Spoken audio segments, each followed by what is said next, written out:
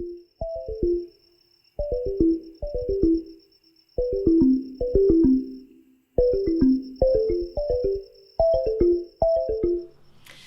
everybody, my name's Alison and I am a chair-based exercise instructor and Pilates instructor, and I've been doing chair-based exercise for 12 years now, and I'm super keen. Why should the lack of the ability to stand up be a limitation to exercise? We all need to move, we need to move more, and there's some great, fabulous ways to do it while in a chair, so I hope you enjoy my ideas. Hello again, here is my segment of exercise for things for your upper body. We're going to do shoulders and wrists and hands. So I'm going to start with the shoulders, or even before that I just want to remind you again to, as very best you can, to sit tall in the chair. So you're sitting right up onto these knobbly bits, your sit bones. If you're struggling with that, sit yourself higher. Honestly, it gives you a bit of give in the system, makes it easier. If you need support in your back, use it, take it. As I say, I'm sat forward, but you don't need to. Okay, so right as shoulders. I want to start with getting you to elevate your shoulders, and then coming back to where you started and then unelevating them. Now, if you look really closely on this film, you'll see that I've got loads of, well, it's easy enough to see, isn't it, shoulder shrug, but my unshrug is not very great. And there's not a lot there, and we're not very good at it normally, but I want you to just be aware that whilst we have the ability to shrug, we should also have the ability to unshrug, like you're carrying really heavy bags of shopping. Okay, stop. We need to be really careful with the shoulders. So I want to do a little bit of these exercises just to keep the shoulders moving and mobile. I don't want to overdo anything. And if you have some anxieties about it being a bit painful, please just omit it and move on, because there's going to be a load of other things coming up that you'll be able to have a go at. So the next one, I want you to bring your I'm going to turn around again actually and show you this. You're going to bring your shoulders forward, and then you're going to squeeze them back or draw them back a little bit. So they're coming forward, so you're spreading your shoulder blades across the ribs, and then you're reaching back. Now you may find this a little trickier, because as we get older, as shoulders get a bit stiff, and we don't move them as much. So it's quite useful to try and search for this exercise, okay? And I've got another way to do it. If you're thinking, not quite sure about this, try this instead, maybe, okay? And also, do you know what? Sometimes when you do something, I've been doing yoga since lockdown, and I've been tearing my hair out, not knowing what I'm doing anyway, stuck at it, week in, week out. And do you know what? There comes a point where the penny just drops, doesn't it? You think, oh, I get it now. And so it could be like this with some of these. Please maybe come back to this and have another go. Anyway, moving on. Bend your elbows and circle. Now then, how many of you are deafened by cracking and noises in your shoulders? I know I am. Okay, it's not necessarily a sign of danger. It's just that you've got something maybe is a little bit tight, rubbing on something else a little bit tight. All right? So this exercise, just in and of itself, will do those movements from before. Okay, and stop. So that's a little bit of movement in your shoulder blades. And now I want you to do arms plus shoulder blades. And I want you sitting tall with your palms in and your thumb up to take alternate arm reaches. And this is mission critical, this one, isn't it? The ability to get your arm up and down, okay? So I'm going to spend a bit of time on this. I do want you to have your palm in, and I want you to be aware that as your arm comes up, your shoulder blade relaxes out of your ear. In other words, don't do this. Don't use that shrug to send your arm up. Just your arm, shoulder blades doing something in the background. And then alternate your arms. Try not to move your head. and see how far you can get. Now, some of you will have a little bit more limitation than I've got, but see what you can manage. Now, if you've got some issues with your shoulders, or maybe you've got frozen shoulder, for instance, and that's just downright painful, then there's another way to do this. Now, I know you might not want to get out of your chair, but maybe later on, or if you've got a chair by a wall, try this. And some of you will have come across this before. You can just walk your hand up a wall. So it takes the load up. So the arm's supporting the weight of the arm. Sorry, the wall is supporting the weight of the arm. So you can get that movement without so much weight. So you can still get that much needed mobility into your shoulders. Okay, back to my chair. So there's a little companion piece there, which is this. Okay, so like a scarecrow. Or maybe it's like the angel of the north. That's a nicer thought, isn't it? And again, you are not going to shrug your shoulders. You're just, as if you're floating your arms up. Okay.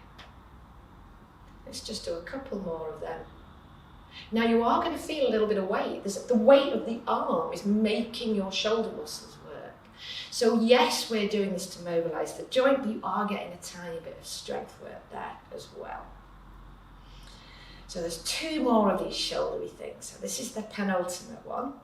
Just have your arms going side to side, if your chair will allow. If it won't, if you've got in a chair with arms, you can maybe do this with bent elbows. And also, if you have some,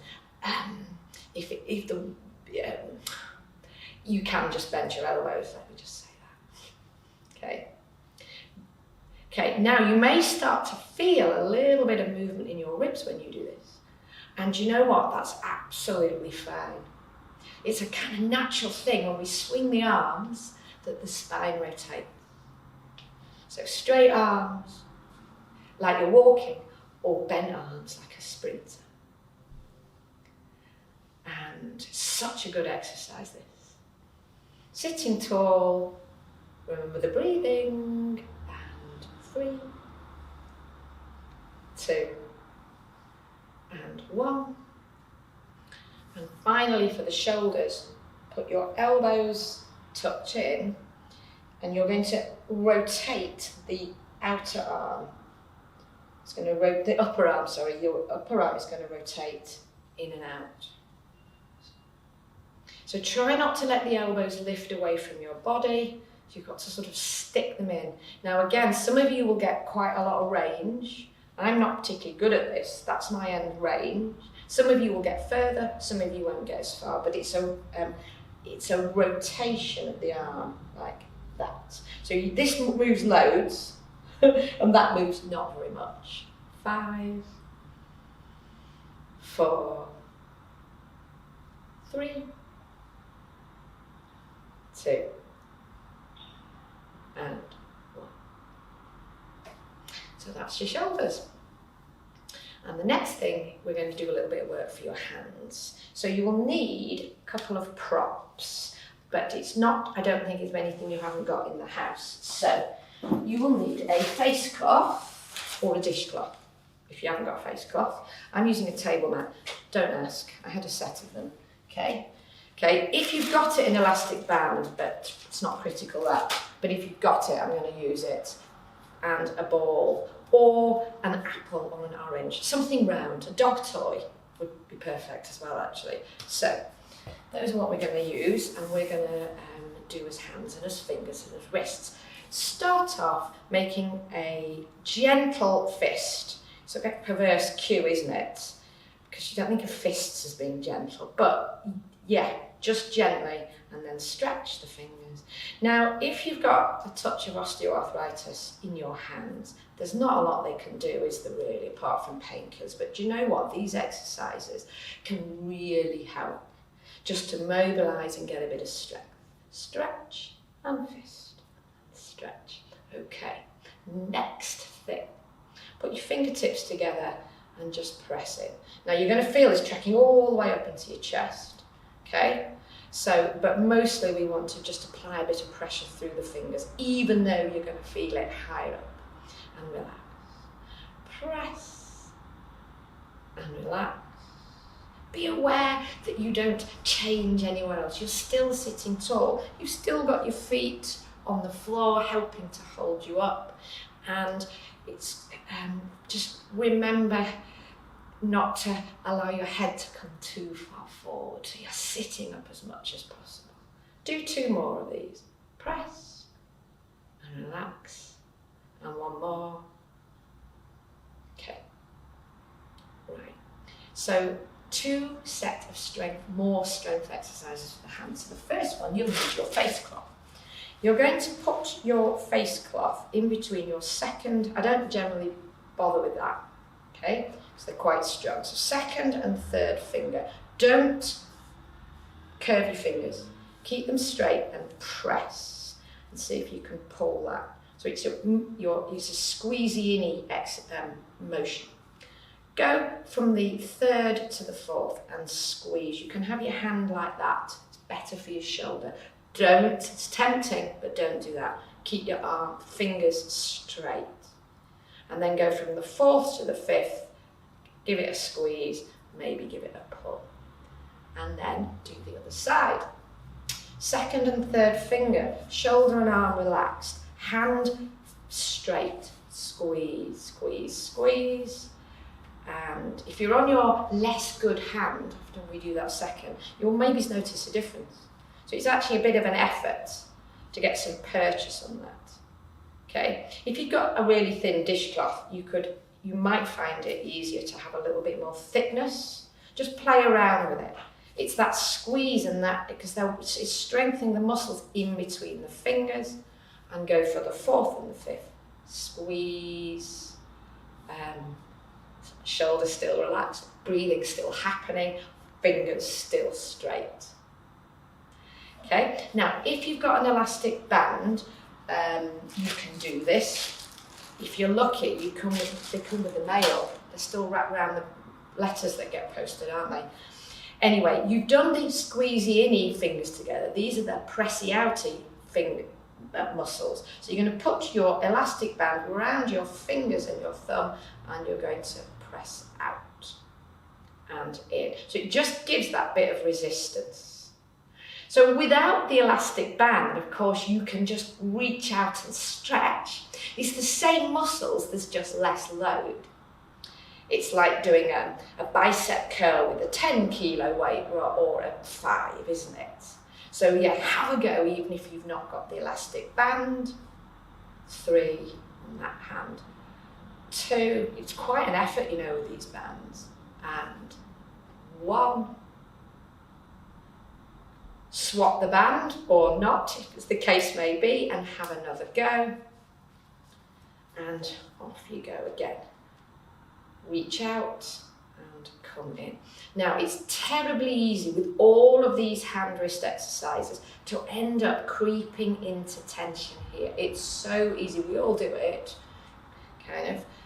So just be aware that your shoulders are relaxed, head is back, shoulders melt your shoulder blades out your ears, and 3, 2, 1. And that's it for strength. Now, if you've got an orange or a dog toy, pick it up, and I want you to throw and catch it. And you'll be thinking, really? We're going a bit frivolous, but you know what? It's hand-eye coordination. It's really good idea. Now, I know some of you maybe is a bit more nervous and you're only doing a little throw, and that's fine. Or then harder, go so that. Whoa. So this is even more for the hand and eye, and also you get a little bit of a slightly sudden movement in your body, so it just challenges your trunk stability. And I know you might drop the ball and it's gone, but keep going while you can, hand to hand or up and down. And then a little bit safer, a couple of other things you can do with the ball. You can go up and over just to get a little bit of movement in the shoulders and the arms. And another really useful thing with the ball is a reach. So you can simply reach behind you. To be honest, you don't need a ball for this. So it gives you openness in the chest. So you can go right back in your chair and go behind the chair, or you can go behind you. And for those of you who are struggling a little bit with that exercise, then I'm just going to put the ball down. Do you know what?